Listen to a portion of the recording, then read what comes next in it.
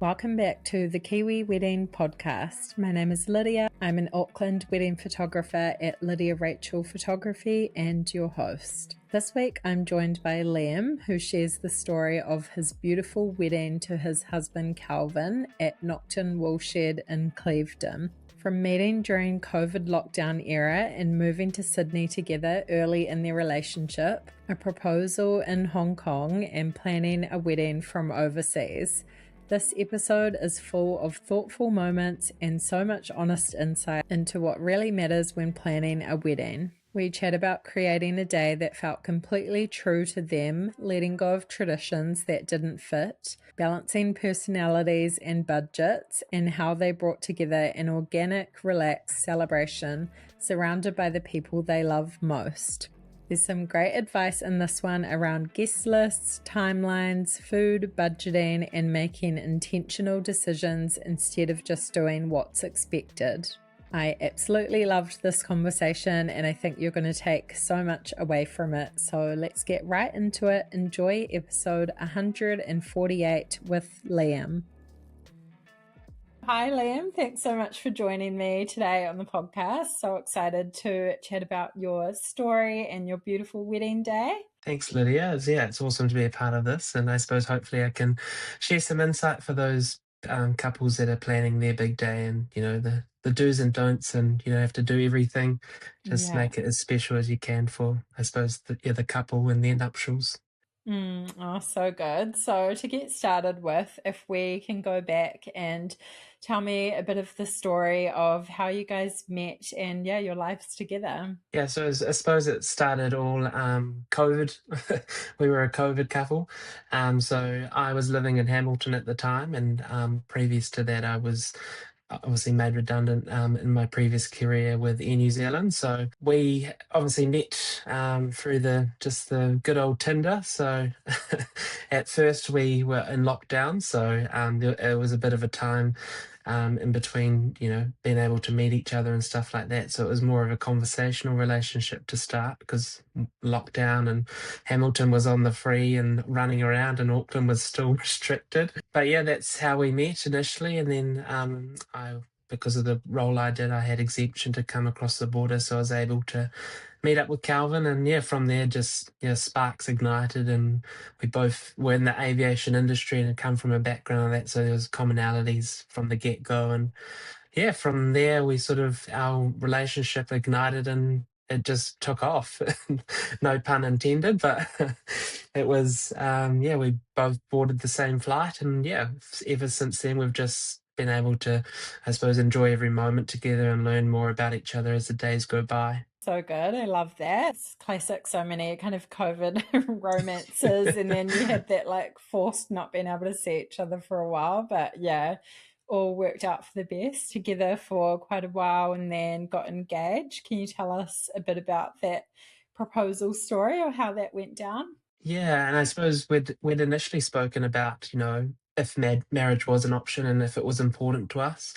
It was very important to me, I suppose, being a proud gay man, and it's not the norm for people, so it was something that it was motivational in life. I still wanted what heterosexual couples had, so we'd spoken about it, and I suppose we were 6 months in when we moved to Sydney. So we'd moved to Sydney quite early on in our relationship. And I suppose, that was the biggest test of life, is if we could move countries together, then we would be able to survive life together. So avid, we love travel. So we'd planned a trip over Christmas to Vietnam and Hong Kong.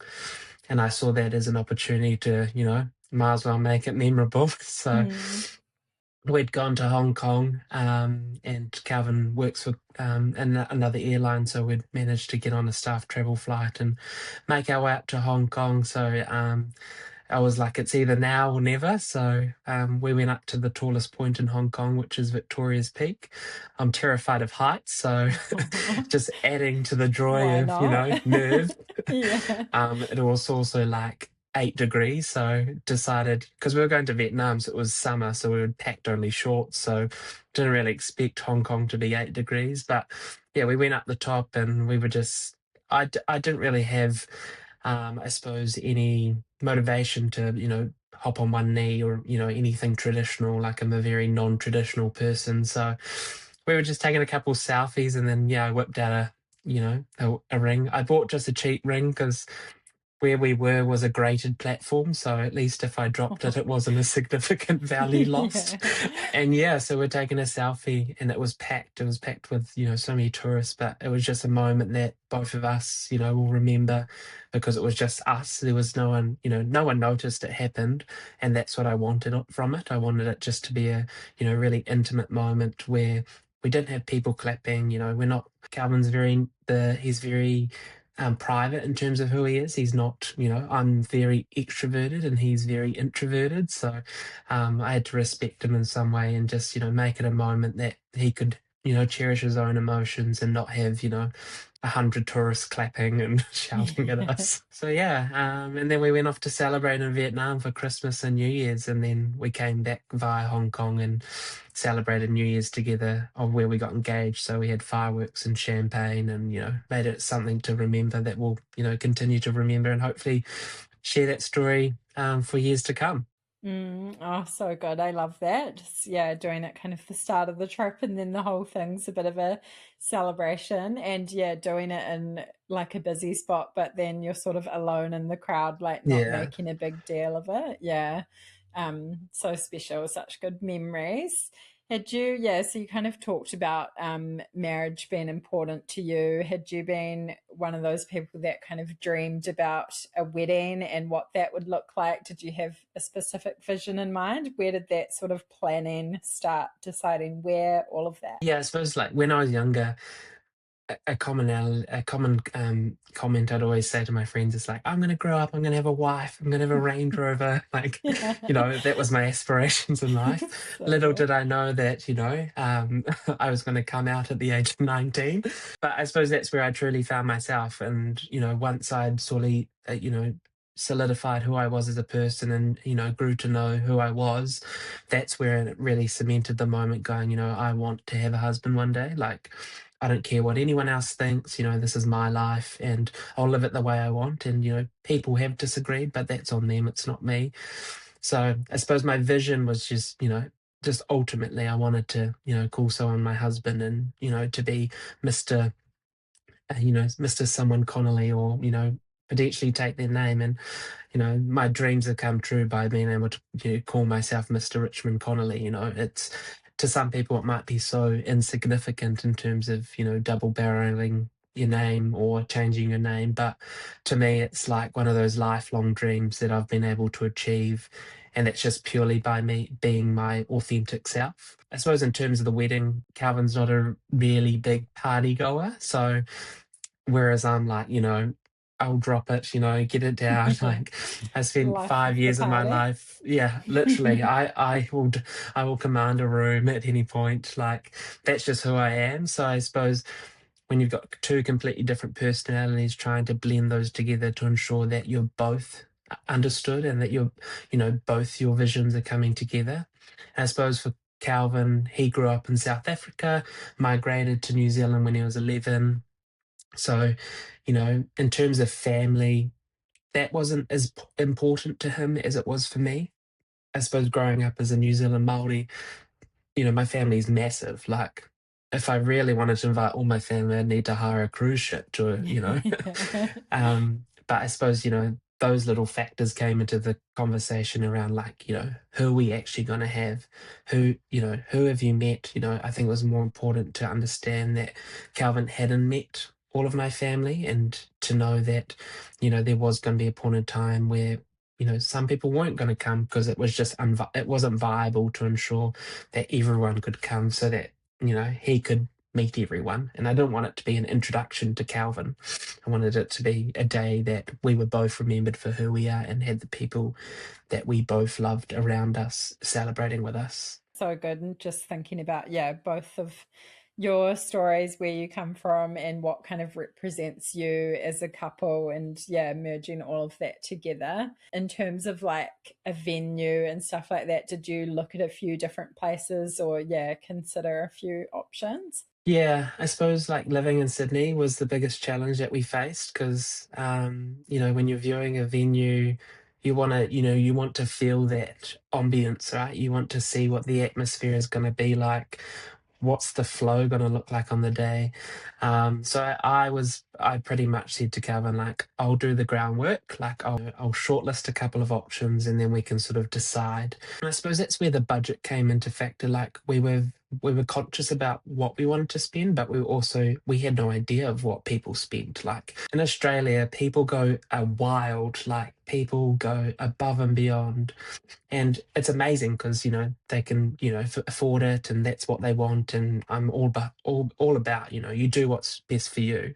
But we were sort of like, we've got our 5-year plan in place. We know what we can afford, but also we don't want to be, spending just because we have it available. So I suppose when it came to venues, we wanted a venue that really resonated with us in terms of allowed our family just to mingle, new crowds could mingle together and, be introduced organically. And I suppose the biggest thing that we agreed on is that we wanted an organic atmosphere that had no, it just flowed. There was no sort of strict agenda, there was a rough timeline, but if it ran over, it wasn't detrimental to the rest of the night.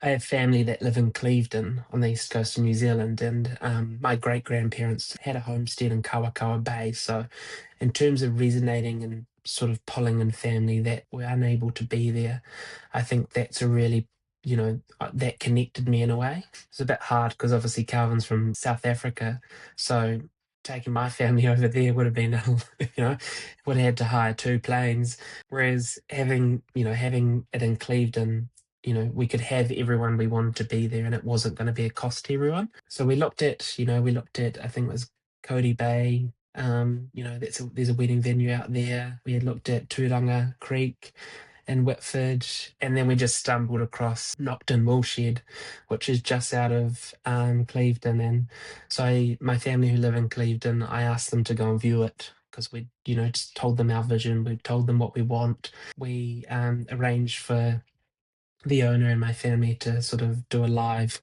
stream tour with us. Nice. And as soon as the camera turned on, we just knew it was ours. Like it was everything that we had envisioned. We'd both grown up in sort of, I suppose, non-city suburban areas. The landscape of the ocean and the viewpoint, and having greenery and that rustic woolshed feel was just it again went back to that organic feeling. We went back to New Zealand for one of my cousin's weddings, so we tried to tag on, and we managed to tag on a last minute viewing so that we could have that organic feeling of walking, driving up the driveway to understand how it's going to feel on the day. And as soon as we turned off the road and, you just see the venue, we just knew. So yeah, we booked it. It was, unbeknownst to us, we didn't even know what the cost of it was. We were just like, yep. We were just like to the The owner, one. yep, this is us, let's work out the details. Because we had to fly out that night to Sydney. So we were like, it was very rushed. Yeah, it was our venue that we knew that all of our family would just know that this is them and this is who they are. And yeah, it's just that organic feeling of, yeah, this is for us. Yeah, oh, so good. Such a beautiful spot. And yeah, you've mentioned a few things already, but did you want to mention anything else about like what were the most important elements on the day for you, your sort of top priorities? The biggest priority that we wanted is, I suppose, being a same sex couple, we wanted to move as far away from tradition as possible. So, the whole father giving away the bride, like we didn't really necessarily need any of that. But also, the whole walking down the aisle, we wanted it to be our moment. So, we wanted to walk in together. So, Nocton Woolshed provided us that landscape. So, Calvin had arrived, I think it was like 10 minutes prior to me, and we hadn't seen each other. So he was able to, set him and his crew up on the far side of the venue, whereas I was able to arrive straight in. So we chose to have our mums walk us down from either side of the venue, and that was their sort of like them giving us away to each other. They walked down after our grooms ladies and groomsmen, and that was their moment, as mums. It's, I think in traditional weddings, mums don't get a spotlight, and we wanted to make that their spotlight because one, they gave birth to us, but two, it's a special moment for their children who have, grown up in hardship around, coming out and all the struggles that we face as, people a part of, the pride community. And we wanted them to be the center of attention, even if it was for a couple of minutes. And then it was our moment to enter our wedding together because we were entering it in together. So that was a really significant part around how do we make this about us? So we were like, we're going to start at us and we're going to end at us. Like people would come, all from across Australia to, all around New Zealand to see us get married. So we didn't want to, enter at separate times and be disjointed. And that was just how we wanted to feel. I suppose when we look at the day and how we wanted to, lay it out, and we just wanted it to be unapologetically us. And, that came down to who our celebrant was. Tasha Bowen was our celebrant, and So good. she was just like, she embodied the word love. Like, she made it about us. Unbeknownst to us, the day before our wedding, that's the first time we'd actually met in person. Everything leading up to the wedding was via Zoom. So until you meet someone in person, you don't know the vibe. So we had to go off, her testimonials and, her previous clients and stuff like that. And we're so happy that we made the decision to go with her because she was literally, it was like she had been an auntie. Like it was like she had known us for years, and the way that she embodied us and made us the center of attention was so truly special that, people are still raving about our wedding today because of her and how she brought everyone together into celebrating our moment. I love that. Yeah, I know Tasha as well, and she's such a beautiful, warm presence. We've had her on the podcast too, actually. Perfect person for it. But yeah, I love those things you mentioned and just kind of straying from tradition, doing what you want. I think, yeah, more people should rethink things, and especially around like 100%. the ceremony. And yeah, you actually don't have to do so many of those walking down the aisle, giving away, like, yeah, just do it how you want to. So I love that you rethought it all. Can you tell us a bit about your wedding outfits? How was that process? Shopping? Did you get them made? Yeah. Yeah, so we hadn't. We're the typical people that think about everyone else and then leave us to the last Yeah. minute. So we were back in New Zealand, and I was like to Cal, I was like, we kind of need to figure out what we're wearing. Like, it's we'd sorted out what Minor our detail. we'd sorted out what our groomsmen were wearing, and like we kept it so simple. Like, so we again moved away from tradition, and I suppose, and some people may disagree with this, but we put the cost of our grooms ladies and groomsmen on them. They were going to the wedding, they're probably going to buy a dress anyway. So we explained it in a way that, like, we'd love to contribute in other ways. So, i.e., contributing to the makeup and the hair. Whereas, and no one complained. Everyone's totally on board with it. And I think that alleviated a lot of pressure because, dresses are, $100 to $300. It depends what you go for. So alleviating some pressure so that they didn't have to worry about hair or makeup, that was more important to me. Whereas I didn't want to choose a dress because all of my friends, as beautiful as they are, they all come in different shapes and sizes, and I wanted them to feel comfortable, and so did Calvin. Like, one of his friends 6'3", one's 5'4", so varied in sizes. So we wanted them to feel like it was their moment and they were comfortable in what they were wearing. So we went for forest colours. Calvin's side had emerald green, and then I had sage green, because when it came to the photos, we didn't want it to feel like a big clump. We wanted it to sort of have those earthy tones and really, again, build back into that organic feeling. And then we just had just a good old tux, black tux from Barker's that we got tailored to us. And, we did it with each other. And, so that was important to us because, one, we wanted a suit that we could continue to wear, and I've worn that suit 4 times So since our good. wedding. Cost So per we wear, nothing. 100%. Calvin always says I've got girl math, so like cost per wear keeps going. Absolutely. Love it. No offense to the ladies. but being on that journey together, and being able to choose, it was another intimate moment that we did together. We made that purchase together, we got fitted together. And then the boys, they just wore black pants, a white shirt, suspenders, and a bow tie. Like, we just kept it really, like, we only had three boys, my brother and then Calvin's brother and a best friend. So, like, majority of them were female. So, we had a good chunk of our best friends up there. But it just, the balance of contrast between, the different textures, and all the dresses were different. They weren't the same dress. So, one was long sleeve, one was short sleeve, one was off the shoulder. And it just again added to that organic flow of what we were after. And it just, yeah, it just organically molded together, and the colors and the patterns just, it made it more special because it was us, and we wanted to be unique and different to what everyone had done in the past previous to us. I love that you did it that way. And I think, yeah, especially with the everyone's outfits, that they can choose them themselves and then hopefully pick something they're going to wear again as well. 100%. So Yeah. yeah, such a good way to do it. So yeah, you had your groomsmen and grooms ladies. Was that an easy choice choosing them? Did you find that tricky at all? I think Calvin found it more tricky than I did. All of my friends that I had beside me, I've known since kindy. So, like, they've been my rock through thick and thin, and they've been by my side through the tough times, but also the great times. On Calvin's side, migrating from a country when you're 11, you sort of lose that network. So he's, majority of his friends were either from high school or uni, and they still had that bond, but I think it was more challenging for him because I had such a large group of friends to choose from.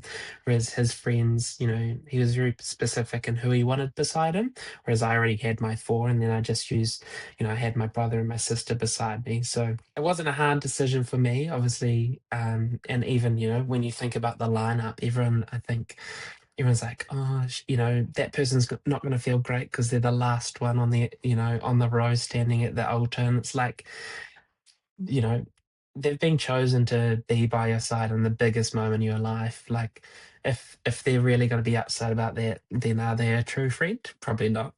Exactly. So the people that we had up there, they embraced everything and embodied everything that we'd chosen to do, and they were there to, they were there for us. It wasn't for them to, look glam and be a part of the photos and stuff like that. They were truly there just because we'd chosen them to, be witnesses firsthand, but also just be, our rocks on the day that we needed, and also the night before. Yeah, beautiful. So good.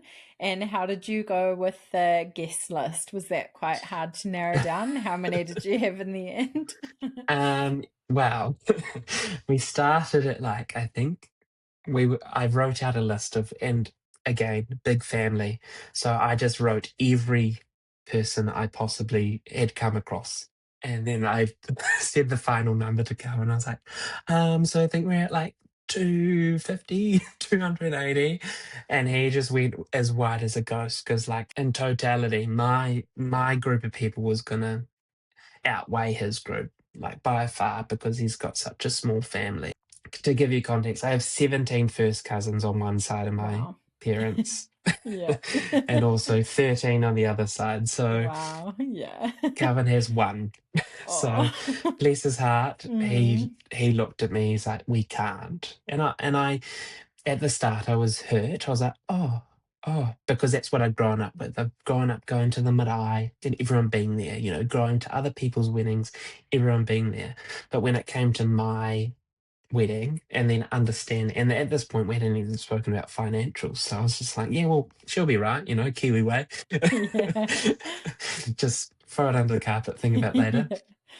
And then it got to the point I was like, okay, I got to really start thinking about this, because then obviously the venue had a max capacity. So the venue max capacity was 120. So then I was like, okay, like, gotta cull some people.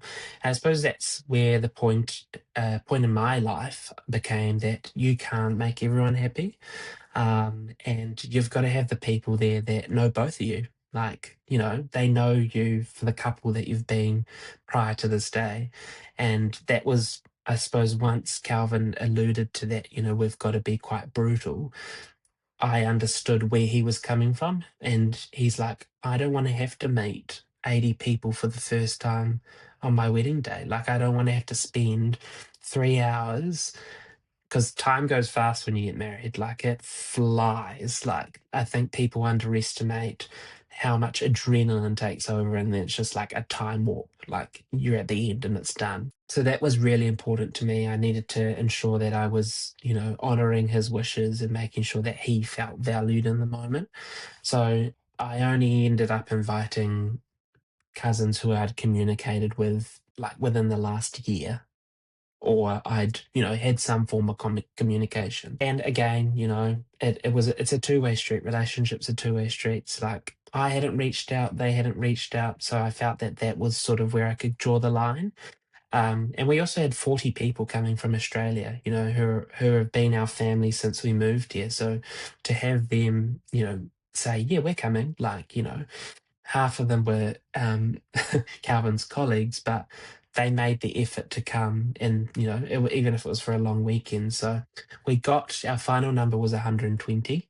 We had a couple of no shows, as to be expected, but we'd sort of given a buffer just in case, because Calvin still works with an airline. We flew over from Sydney and there was a girl that we know who's common friends with one of Calvin's groom's lady, and like, we knew some people hadn't showed up, so like we invited her so she came to our wedding. So it allowed us to do those like one last minute things and be able to go, yeah, come along, come and, because she'd seen us, and she'd been our flight attendant for like the past year, because we just happened to be on the same flight. So yeah, 120 was where we landed, and it was the perfect amount. It was, Yeah. I don't think, if it was any bigger, I think it would have just been a mess. Like, it would have just been too overwhelming and it would have just flopped. And I think it was 120 people that we cherished and loved and we got to say hello to. And, there was no introductory. It was, hi, how are you? Or, oh my God, so good to see you, rather than that, this is Calvin or this is Liam. Yeah. So, yeah, that was, probably the most difficult part is, ruling out your guest list. And I'm currently going it through with my best friend. She's planning her wedding for next year, and it's just like, you've got to be brutal. Like, Yeah. you can't please everyone, and if people don't understand, then they're insignificant to actually caring about you. They just want to be a part of it because it's a free booze up. Like, make it matter to you. Yeah, exactly. It's such a hard part of it all, and especially if you have quite a big family as well, and you do have to just be a bit ruthless, and you hope people understand like there's budget limits, there's venue limits. So yeah, it sounds like you landed on a nice number and group of people. Can you kind of walk us through the big day, maybe a little bit of the lead up, and yeah, how it all went? Any highlights, favorite moments? Yeah, so we landed into New Zealand on the Wednesday before, so we'd cut it fine, but we we didn't have enough leave because we travelled too much. So we flew on the Wednesday. We stayed with my family who live in Clevedon, so we were really close by. The best thing about Nocton Woolshed is you get the venue from lunchtime Friday to lunchtime Sunday. So it allows you to just take your time and be able to build the space how you want it. I suppose in that moment, we did a lot of last minute things. Like, the week before, I organized for a lady to come and install lights because I just randomly thought, oh my God, we don't have enough lighting. Like, it's a wool shed. There's like 12 light bulbs total. So we needed some ambience to sort of keep it warm. So, yeah, we flew on the Wednesday. We collated everything, like, we repurposed a lot of wedding stuff. So probably wouldn't do it again, but we ordered a majority of our decorations off Temu. We'd saved, I think all up on decorations, I think we spent like $1,000. Like, Wow. that was including lighting and installation, and the rest, our groom's parties just came on Friday and we just cracked it out. Like, it was done by 4 p.m. and we were able to do a mini rehearsal on Friday with Tasha, and that was the first time we met her. I think in terms of if it was rushed, no, we had it was the perfect amount of time. Previous to this, I had organised a discounted rate at the Hilton in Karaka because everyone was travelling afar, and I'm really big on not drink driving and really big on just people enjoying themselves and not having to worry about. And it's in Clevedon, like, there's probably one Uber within a Yeah. 30-kilometre radius, not enough for 120 people. I think 80% of our wedding guests stayed at Karaka, so I organised, a bus. So the bus to and from the venue. And that just eased the pressure because everyone could just get ready in their own time and then just rock up to the reception and the bus picked them up. And that's where I was staying with my party. And then Calvin and his family were staying at my family's place. They've got a little cottage there. So in terms of us being close by, we weren't right by each other. But as soon as we left the venue, we communication was axed. So we were like, okay, like tomorrow's our day. And so, if we can handle 12 hours not communicating, then that's another tick in the Build box. the anticipation a bit. Yeah, I'm very Mm. needy, so I couldn't go to Love it. sleep without saying goodnight. So I sent a text, and then I got a reply from Calvin's friend saying Calvin says goodnight. Aw. Love it. So yeah, in terms of timing, we were literally flew on the Wednesday and then we were back home on the Monday. So it was a very quick trip for us. We had everything done. We had a force behind us of family and friends who were just there from the get-go and from set up to pack down. And yeah, it just generally flowed better than we expected, to be honest. Like, you never know how things are going to go, especially when you don't, like, I didn't want a wedding planner. That was something that I was like, I can save a lot of money if I do it by myself. Calvin's done an accounting degree, so he's very, strict on the financials. So he would give me a budget and go and see what you can do. So overall, it was just, I think that, and when I think about the most memorable moment was we went for photos and we only chose to have like a small photo package. So it was just a 4-hour package because we wanted to be with everyone. We didn't want to go away for an hour. So we went away for photos and we came back and just Calvin and I, we just walked away from the venue and we just spent 5 minutes with each other and we just reconnected, checked in. And if I could give any advice to anyone getting married in the future is take that time to have that midway point connection and just check in with each other because from the moment you say I do, it's like full force takeoff. Like you're like a rocket ship going to space. You've got hundreds of people coming at you for congratulating. You've got food flying out. You've got alcohol flying at you. Like you're like trying to dodge bullets and Yeah. make sure you're hydrating throughout. Yeah, if there's one thing that's the most, and we've got one of our photos captures that is us walking away together, away from the glitz and the glam and the chaos of it all. And it was just 5 minutes was enough for us to check in and go, we've done this. Like we've done this on our own, and we're married. Like we're legally So that was probably the most memorable moment. Another sort of touch point was when we walked down the aisle at the beginning to talk, to initiate the ceremony. As Tash made us turn back towards our family and friends, and she read through our thank you letter to them, and being able to look at everyone and the emotion that everyone poured out to us and the love that you could just see steaming off everyone. That was, that's something that you can never relive. Like you will never be able to relive that moment in a lifetime because some people might not be there next time, or then people will miss it, or you might have changed friends. But in that moment, we looked at. I think the next day we were like, "How cool!" Like we didn't know Tasha was going to do that. Like, Wow. so that was a surprise because we hate facing people. So we thought we were just going to be looking at each other, but that ramped up the nerves, and we just went from like 0 to 1,000 in terms of, oh gosh, we're the spotlight. And that was her whole mission, was to make sure and ensure that we were the spotlight of that half an hour ceremony. So Special. So many cool moments in there. Sounds like such an incredible day. And I love that, just being really present, looking around you, because it's so rare to have yeah, like you say, all those people together, that probably will never happen again, that combination of people.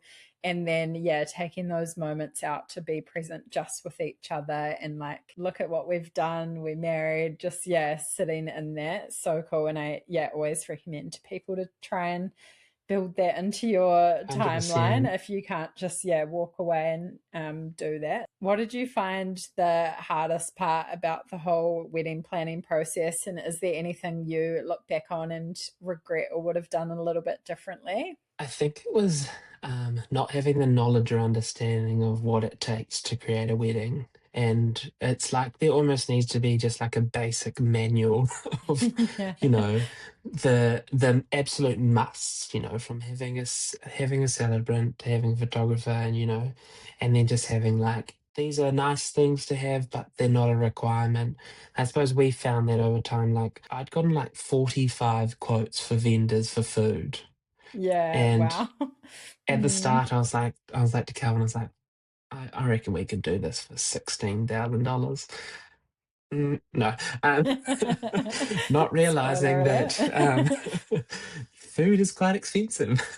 So, and then I suppose that's when we started looking at going, what do we want for food? Like, I'm, and this is just my own personal feeling, is when I go to weddings, 100%. I just really don't like sitting and hearing cutlery. I hate hearing people eat, and Yeah. it's a really big thing of mine. But so it is what people want, and I've been to some beautiful weddings with my friends who have had that sort of sit down, sort of intimate moment, and it's worked for them. But for me, I was like, I want to be different. Like I want that dance floor. I want to be people to dropping at lows from 4 p.m. to 11 p.m. Like so, we chose to go with a walk and fork style, again, organic, so people could still mingle. You didn't have to yell at everyone to get back into the room, and I suppose I've been at a couple of weddings where the food has sort of like got into like a really dire point of nearly running out because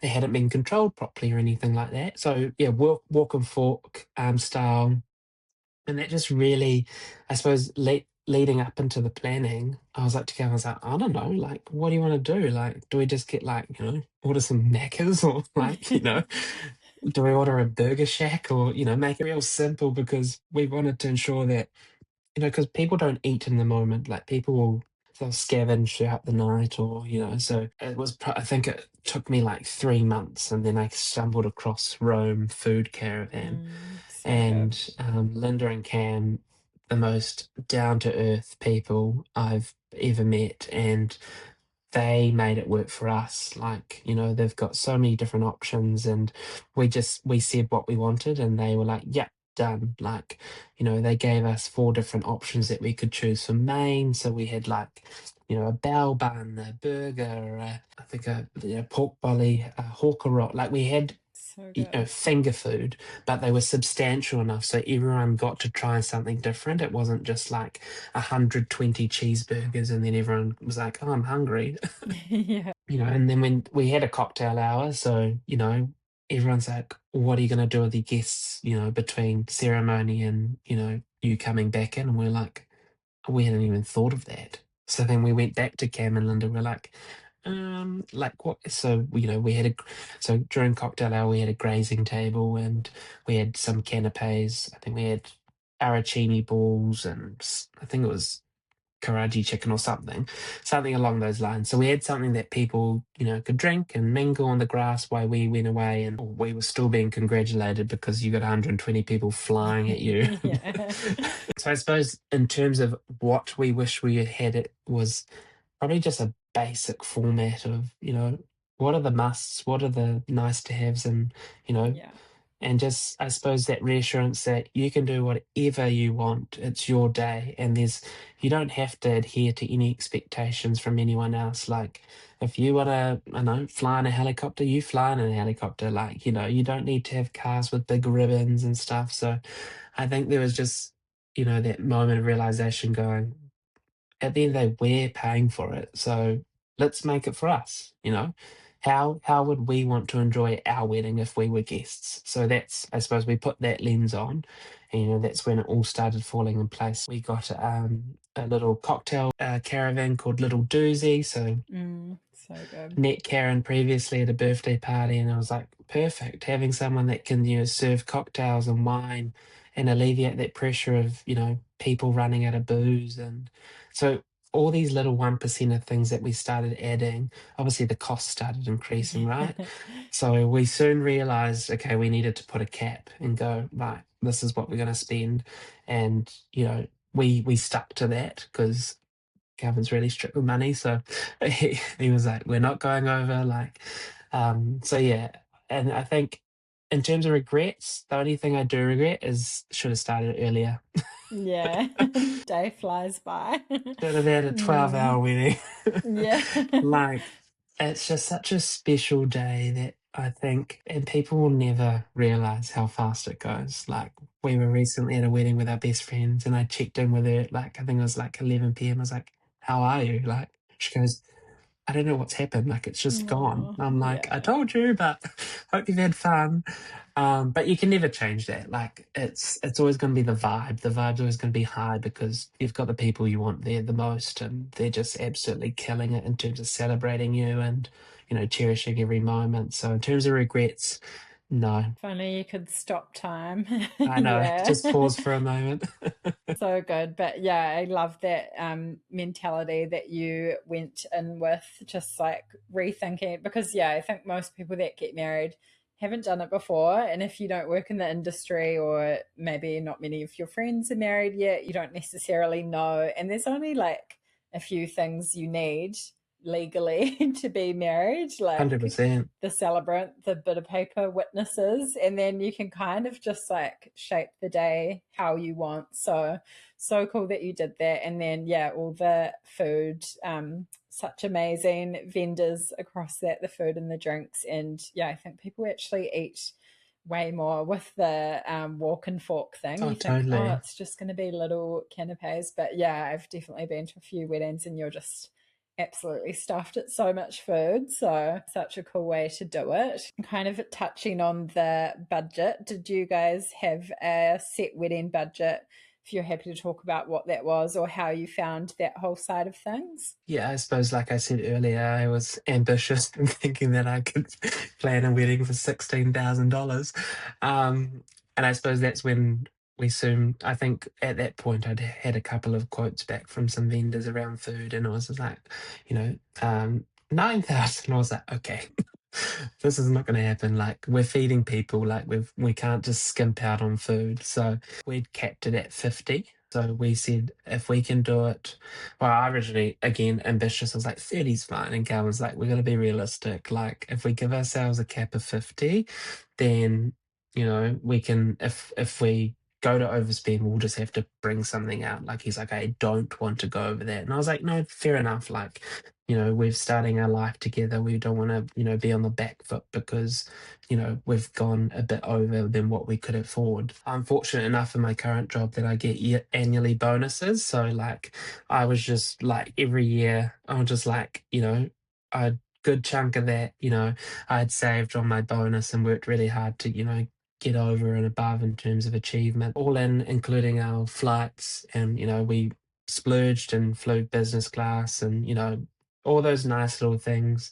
And even so, I think by the actual wedding day, and that was including, I think we booked the suite at the Hilton for 2 nights. I'd paid for a portion of the hair and makeup, all the little added things, and we had it across a whole spreadsheet: the bus, the DJ, an extra van, because I realized like the week before, I was like, oh, how's my wedding party getting to the wedding? Can't have Yeah. them rocket up in Toyota Hiluxes. So all up, we spent about 45.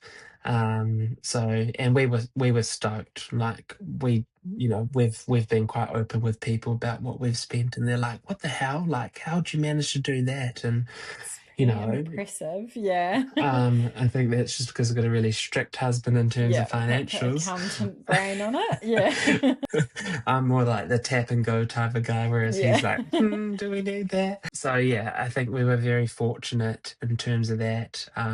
And then obviously, like, everyone puts it as an option for their wishing well and stuff like that. And, it's it's your start of your next chapter, and people contribute in many different ways, and so if we count what we got back through there, we're probably looking at, we were only at 39,000 overall spent towards our wedding. So we were very grateful in terms of the vendors that we'd secured, the people who came to help us, and just the overall execution of it all. Like, I've helped a couple of friends in terms of telling them, you don't have to do that, and giving them that confidence to go, I don't need that, I don't need all those little 1% that everyone's encouraging me to do it because they did it back in 1990. Like, a lot's changed in 30 Yeah. years.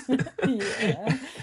And, a lot more vendors are a bit more adaptable to the modern day times and what people truly want. And I think if you can take all of the, nitty gritty things out of the additionals like food and stuff, the most important thing is having the people there that you love and making sure that you enjoy the moment as much as everyone else does. So good. Yeah, thanks for sharing that. That's so interesting to hear. And yeah, super impressive of everything you managed to include in that budget. I'd say kind of like 50 to 60 grand is pretty normal these days. And, that's a lot of money still and an investment for people. But yeah, it's just kind of what it costs if you're going to feed 100 people and yeah, have the venue and all the bits and bobs. So 100%. I feel like it's often the way with couples where there's one that's sort of a bit of a spender and one trying to rein it in a bit. So get a bit of that balance. 100%. And I think for anyone planning a wedding is just put it in a shared spreadsheet so you've both got Mm, visibility of it.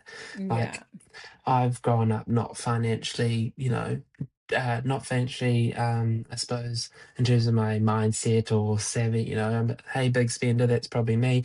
But, you know, Calvin's like, if we put it in a shared spreadsheet, then we've both got control over what we're doing. And, you just tick away at things because I think one thing that we didn't realize is all their deposits that that you need to secure. And fortunately, we had savings, but it's something that just didn't even cross our minds. So, doing your research beforehand and making sure that you're prepared before you actually set the date is highly important.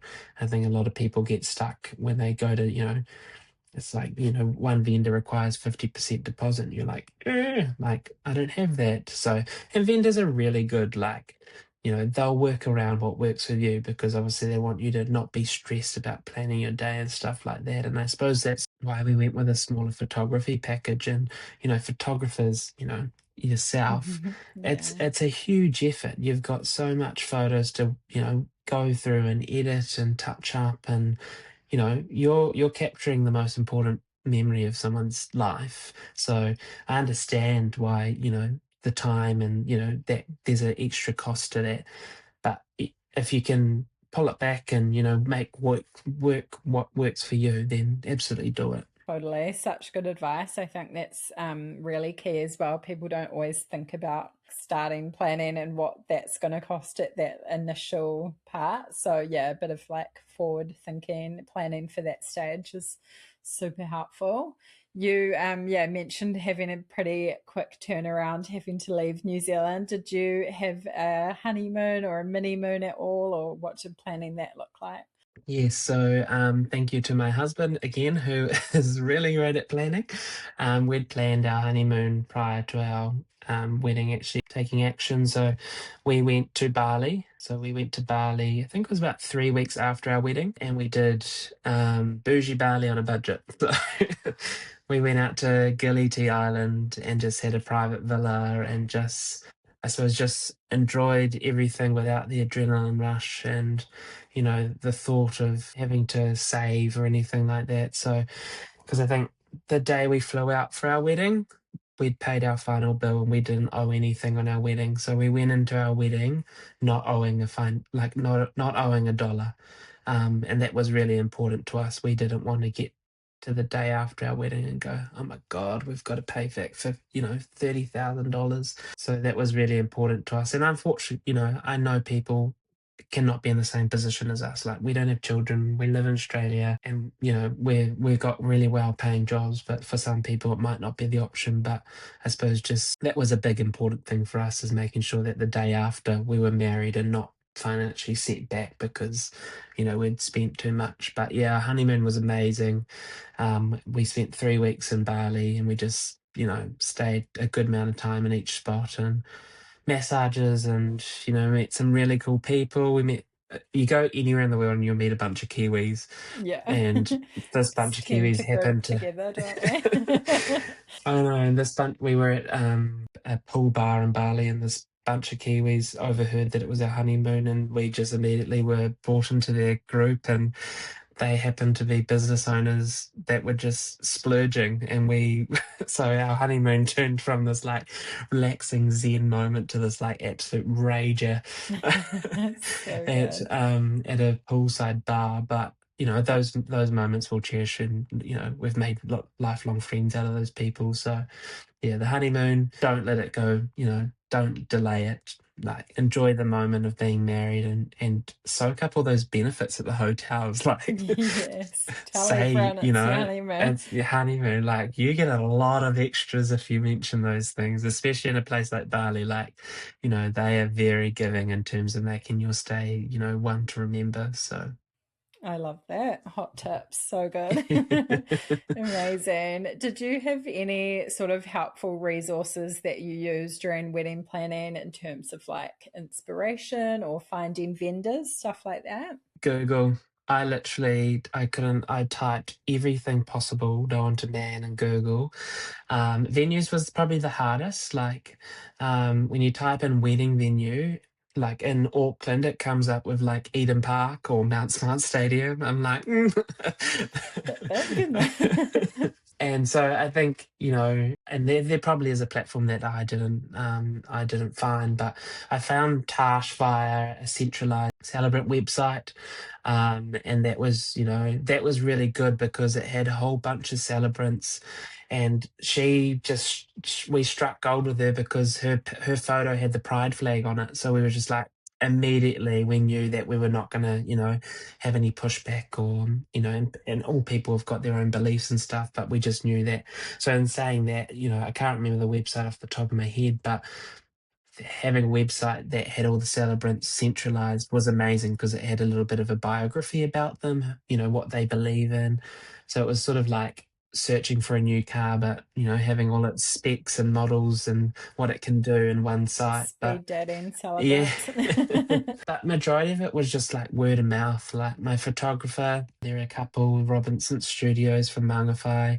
They're close friends of one of my grooms ladies. So and I knew that I'd met them a couple of times, so that was a go-to. That was just like I suppose the biggest piece of advice is use your connections. Like, if you've got someone that's a commonality between you and a vendor, absolutely like soak that up, because it means a lot in terms of you appreciate their art and their work, but also you might get a little bit of a discount to soften the blow, but also they know you, so they're going to do their absolute best to make it sure that your moment is captured in any way. Venues, there's so many venues. Like, you could turn a hay shed into a venue. So venue wise, like, if you've got a particular, I don't know, aesthetic that you're going after, pop it into ChatGPT. I think I did that. That's how I found Nocton Woolshed. I just said rustic woolshed, Clevedon, and So good. Cody Bay and Nocton Woolshed came up. So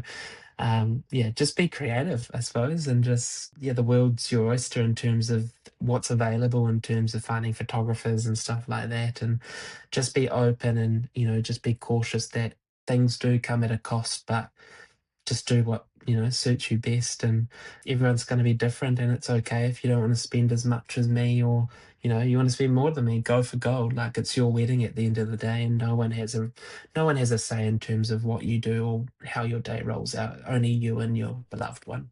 So good. Some great advice in there. And I love that about using your connections or your wider circles. And I think that's the good thing about New Zealand. We're all like 2 degrees 100%. of separation. I often I met with a couple this morning and I know they're cousins. Like everyone just knows each other. So yeah, use I that. get it in Talk to your Sydney. friends. I'm Yeah. like, I'll bump into someone. Like, I'm from New Zealand. It's like, I know so and so. It's like, how? Like, Yeah, crazy. Good thing about a small country for sure. 100%. Yeah, and yeah, I feel like you've given so much amazing advice throughout, but is there anything else you would say to a couple planning their wedding at the moment? I think something that we captured early on is just be vocal with each other. Don't I mean, if you're going into your wedding hiding things, probably not the best start. But you know, Need a bit of if therapy. yeah, if there's something you truly want, whether that's the groom or the bride, just put it on the table. Like, don't rule it out just because of the cost. Like, there's always different avenues to find. You know, I think I initially wanted to fly in a helicopter, and then I soon came to realize that it was not going to be available. So, you know, just be open with each other. You know, be forthcoming and having those hard conversations about budget. I think people steer away from that a lot. You know, no one wants to talk finance, you know, but if you can have that early on, it's going to set you up for success and you're both on the same page from day one to the day that you become Mr. and Mrs. or Mr. and Mrs. or Mrs. and Mrs. So yeah, just be true to yourself and don't worry about what anyone else has to say. It's your day, embrace your day, and make sure you cherish 5 minutes or more together on the day to ensure that you check in and you ground yourself to enjoy the rest of the evening and then remember the next day that you actually got a chance to chat with each other. Yeah, so good. Love that. Great advice. And what is married life like now? Do you feel like you got any of the post-wedding blues? Oh no, I think if anything, it's ignited and accelerated our relationship. It's probably a bit more structured criticism from one side to the other, but I think as we learn more about each other every day, and I'm a very needy person, and I've become to know that my husband needs his space. So, you know, I think once you're married, and if it's important to both you or one of you, you look back and going from saying, "Oh, my partner," or "my boyfriend," or "my girlfriend," to saying "my husband," there's respect behind having that title. Like, people respect that you're in a solidified relationship with someone who knows who you are and cherishes you for you. So married life is, once you do it, it's phenomenal. Yeah, so good. No, I love that. So lovely to chat to you today. And thank you You so much for too. sharing your story and your day. Is there anything else that we missed or you wanted to add before we wrap up? No, I think we've captured everything. I think Yeah. it's just speaking about it is brought the emotions of the positivity and the celebration that we shared with all our loved ones. And yeah, I think if anything, if you maybe one thing is, with your photography, is we did a photo blitz before the speeches, and that just allowed us to capture photos with everyone while they still looked good. Yeah. Not all sweaty and drunk and stuff. So, we played a great song for 4 minutes and we just had people jumping in, doing funny photos, good photos. And, now we've got those in our wedding book that we will cherish for a lifetime. So, if anything, yeah, make sure you do a photo blitz. It's so cool, it's so fun, and it just sets the tone for the rest of the evening. Yeah, that's a great tip. Actually, I'm glad you mentioned that. And the like official group photos can be like a bit of a drag if there's Yeah, so many, or just like rounding people up. So that's such a good way to do it. Just smash it out so you're not standing there for like half an hour or more. exactly. So good. Amazing. So nice to chat. Thank you so much for coming on. No, thank you.